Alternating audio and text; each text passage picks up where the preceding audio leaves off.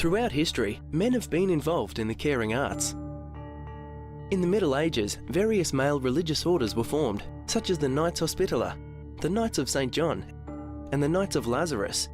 It's only been in recent times that nursing has been a profession dominated by women.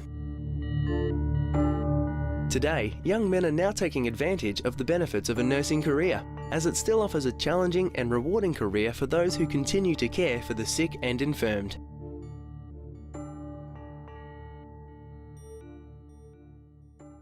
Nursing initially wasn't for me. It's something that I probably, when I was going through high school, didn't really even consider. You know, I thought, oh, whatever. Had no direction, went to uni just to do a course. In the end, it really comes down to what job works for you, and if it works, you do it.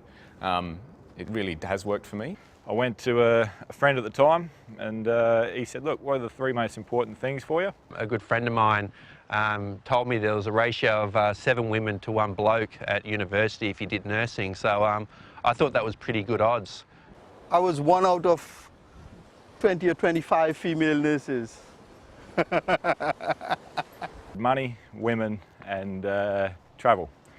And he said, I can get you 2 of those things, the other one you're going to have to work at. I love nursing from the first day I started, as much as today I'm doing it now. It's a terrific career for young people. There's so many options, there's such a variety of nursing. You can be a cardiac nurse, a neuro nurse, theatre nurse. To wards, to community-based. You could get into the ambos, you could become a flight nurse. There's lots of things going on, and within the workplace you can do there's expressions of interest where you can work in different areas. So if you're in one area and you get a bit bored with it, you can move over to another area, or you can secondments. There's opportunities throughout the world for anybody that's got a nursing qualification. Yeah, I do enjoy the travelling. Nursing can take you anywhere in the world. You can travel everywhere, and you'll never be without a job. It's all exciting. Everything's a different day, different problem, different outcome. Mental health is challenging, it's not for the faint-hearted. You don't know what you're going to get. There tends to be more men in mental health, purely because it is a safety issue.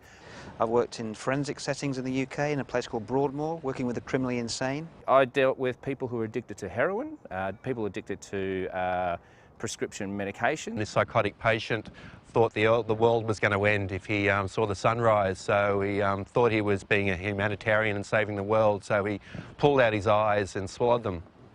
In this particular weekend, it seemed that everyone was mowing their lawns. We must have had about 3 or 4 people that, for some reason, while the lawnmower was going, they were putting their fingers in trying to clear it out. And yeah, there was probably a whole handful of fingers that sort of came in different plastic bags and all the rest. Working with the Royal Flying Doctor Service just recently, we had to go and pick up a baby, a toddler, from a West Australian town who was bitten by a snake. He suffered a stroke in a train, so he comes in my ambulance and he's unconscious, bleeding profusely from his nose, and the doctor had to put a tube down his throat to help him breathe. It took us around 2 hours to stabilize him.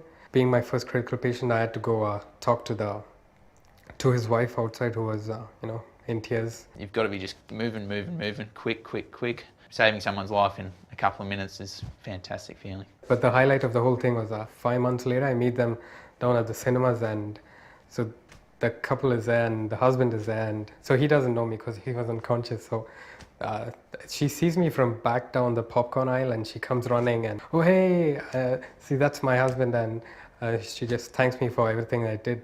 That's when I kind of thought I'd stick with emergency nursing. It helps if you can work in a team and be used to team environments. Hence the rugby background helped me, really. Always being part of a team. Where I work in Royal Perth in the surgery, there's some of the best surgeons in the world. There's like Fiona Wood, who's a renowned burns surgeon. Being able to work with her on burns victims, especially ones that have had 60–70% of their bodies affected, it's been very, very rewarding to see her work in such a dynamic environment. It's nice to get some sort of reward or feedback for your work, and with nursing you get it every day. People just come up and shake your hand. Just doing what we do is, it requires a lot of compassion and caring for someone who you don't know. That requires a calling, and not everyone has it. And it just makes your day. It's just to get that good feedback. I never really got that in chefing. You just got slammed with orders. As I said, it's a pass. One, if you have a passion for traveling and seeing different places, experiencing different cultures, working with different people and different systems, how things are done, it's an ideal opportunity. I'd definitely recommend this to anyone who wants to work in the health industry.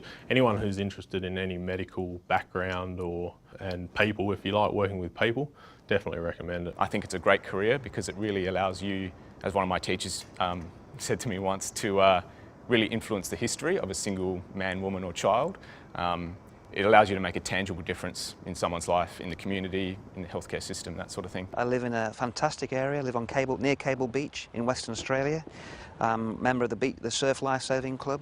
I play touch footy, I play badminton, I play five-a-side soccer. I can't think of one day in my nursing career from 30 years ago to today where I've not come out of it with a real feel-good factor at the end of the day. And you do get satisfaction from seeing often people become better and become well.